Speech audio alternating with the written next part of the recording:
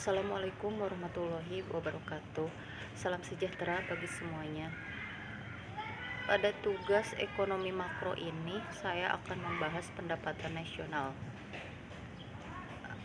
Pertama, pendapatan nasional adalah jumlah pendapatan yang diterima oleh seluruh rumah tangga keluarga RTK di suatu negara dari penyerahan faktor-faktor produksi dalam satu periode waktu tertentu, dan biasanya selama 1 tahun. Konsep pendapatan nasional yaitu 1. Produk nasional bruto, 2. Produk nasional neto, 3. Pendapatan nasional neto, 4. Pendapatan perseorangan, 5. Pendapatan yang siap dibelanjakan. Yang pertama, produk nasional bruto adalah nilai barang dan jasa yang dihasilkan oleh suatu negara selama 1 tahun, yang dinilai berdasar harga barang di pasar atau harga pasar yang berlaku. Produk nasional bruto di sini terdiri dari 3 komponen. Pertama, barang-barang konsumsi dan jasa-jasa yang dihasilkan untuk memenuhi permintaan perorangan dan swasta. Yang kedua, barang-barang investasi yang dihasilkan untuk memenuhi permintaan rumah tangga perusahaan. Yang ketiga, barang-barang konsumsi dan jasa-jasa serta barang-barang modal yang dihasilkan untuk memenuhi permintaan pemerintah. Yang kedua, produk nasional neto adalah nilai barang-barang dan jasa-jasa yang dihasilkan oleh suatu negara selama 1 tahun setelah dikurangi penyusutan atau pemakaian barang-barang modal. Yang ketiga, pendapatan nasional neto adalah pendapatan keseluruhan dari seluruh pemilik faktor produksi selama berlangsungnya produksi barang-barang dan jasa-jasa dalam suatu negara selama 1 tahun.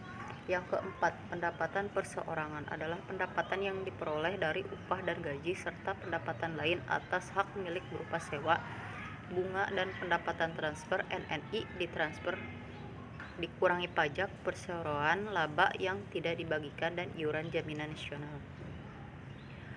5. Pendapatan yang siap dibelanjakan adalah pendapatan seseorang yang benar-benar siap untuk dibelanjakan barang-barang maupun jasa-jasa, yaitu pendapatan bersih sesudah dikurangi pajak langsung yaitu pajak penghasilan.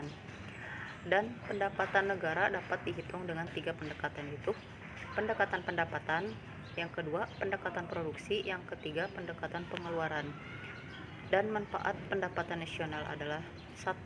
Mengukur tingkat kemakmuran suatu negara. 2. Mendapatkan data-data terperinci mengenai seluruh barang dan jasa yang dihasilkan suatu negara selama satu periode.